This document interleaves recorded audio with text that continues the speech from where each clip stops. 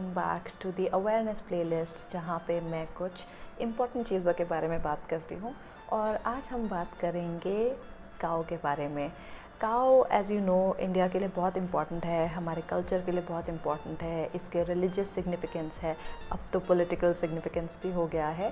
But more और less ज़्यादातर लोग आपको बोलेंगे कि गाय उनके लिए ऑस्पिशियस है, उनकी वो पूजा करते हैं। मैंने कई लोगों को देखा है जो सुबह ऑफिस जाते हुए गाय को हाथ लगा के जाते हैं आशीर्वाद लेने के लिए। कुछ लोग हैं जो घर में बनी हुई पहली रोटी गाय को देते हैं बिकॉज वो ऑस्पिशियस मानते हैं या एक अच्छा शगुन मानते हैं। तो ये वीडियो स्पेशली उन लोगों के लिए है जो गाय की या तो पूजा करते हैं या उसका सम्मान करते हैं या उसको लकी मानते हैं, ऑस्पिशियस मानते हैं, और उनके लिए ये रिलीजियस सिग्निफिकेंस है। उनके लिए तो ये वीडियो बहुत ही ज़रूरी है, और उन लोगों के लिए भी है जो जनरली काइंडनेस प्रैक्टिस करते हैं। इंडिया में ये माना जाता है कि पूजा में भी हम ज़्यादातर दूध चढ़ाते हैं, घी चढ़ाते हैं, दही चढ़ाते हैं, क्योंकि हम उसे बहुत ही पवित्र मानते हैं पूजा में यूज़ करने के लिए। इसीलिए आई थिंक गाय को हमारे रिलीजन में, हिंदुज़म में स्पेशली, बहुत ज़रूरी माना जाता है। पर मुझे ऐसा लगता है कि अगर आप सच में गाय को पूजते हैं, उससे प्यार करते हैं, उसका सम्मान करते हैं, तो आपको वीगनिज़म के बारे में ज़रूर जानना चाहिए। क्योंकि कई बार क्या होता है, हमारे को जिस चीज़ की नॉलेज नहीं होती, हमें जिस बारे में पता नहीं होता, हम अनजाने में बहुत गलतियां कर देते हैं।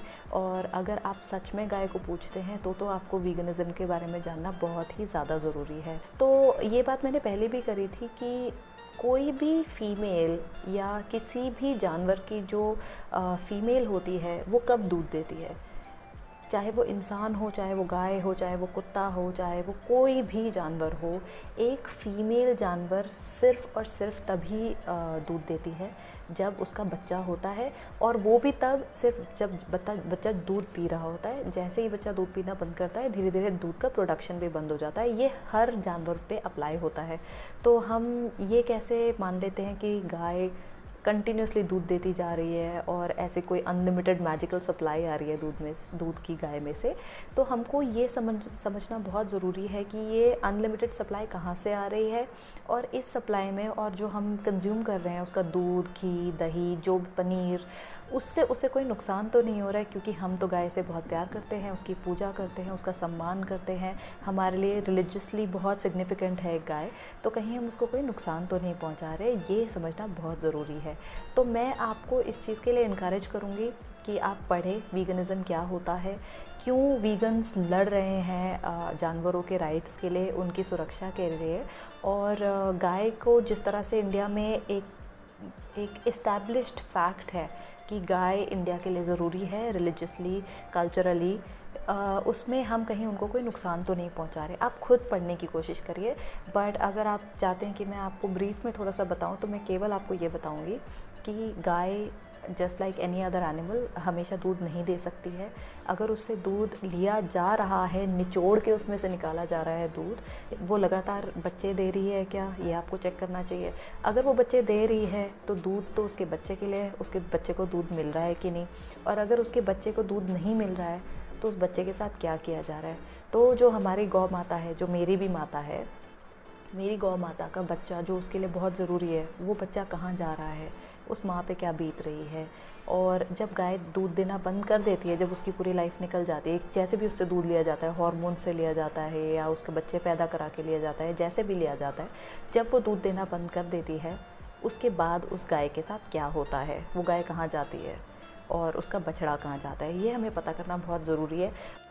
और अगर आप इस बारे में सोचें कि ये जो हमारी परंपरा है शुरू कब हुई थी, जो हमारा रिलीजियस सिग्निफिकेंस है जो मैं बता रही हूँ, तो ये जिस टाइम पे ये सब रिचुअल सेट हुए थे, आप उस टाइम पे सोचिए लोगों के घर में गाय होती थी।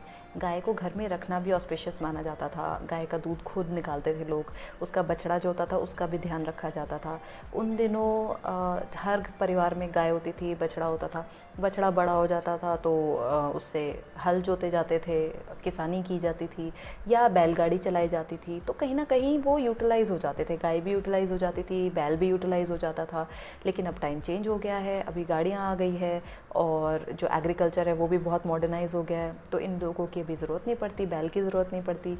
तो फिर उसके साथ क्या होता है ये आपको पता करना चाहिए कि गाय के बच्चे के साथ क्या होता है। अगर बछड़ा बैल पैदा हो जाए तो उसके साथ क्या होता है, गाय दूध देना बंद कर दे तो उसके साथ क्या होता है।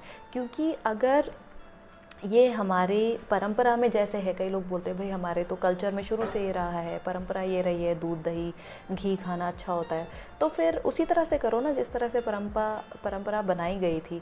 अगर आज भी आप अपने घर में गाय को रखोगे, उसकी इज्जत करोगे, उसका ध्यान रखोगे, उसके बछड़े को पालोगे, उसको अपने बछड़े को प्यार करने दोगे, उसको दूध पिलाने दोगे, तो बिल्कुल सही है। तब तो वीगनिज़्म की कोई ज़रूरत ही नहीं है, क्योंकि तब आप सही तरह से कर रहे हैं।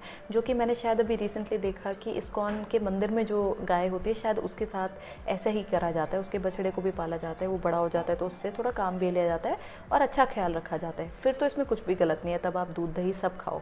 लेकिन जो अभी इसको इंडस्ट्रियलाइज़ कर दिया गया है, मॉडर्नाइज़ कर दिया गया है, तब इसमें सब कुछ सही है कि नहीं, ये हमें देखने की ज़रूरत है। और हम इस बारे में बात कर सकते हैं, कमेंट सेक्शन में भी बात कर सकते हैं और इस डिस्कशन को हम चालू कर सकते हैं और पता कर सकते हैं कि इसके बारे में हमें क्या करना चाहिए।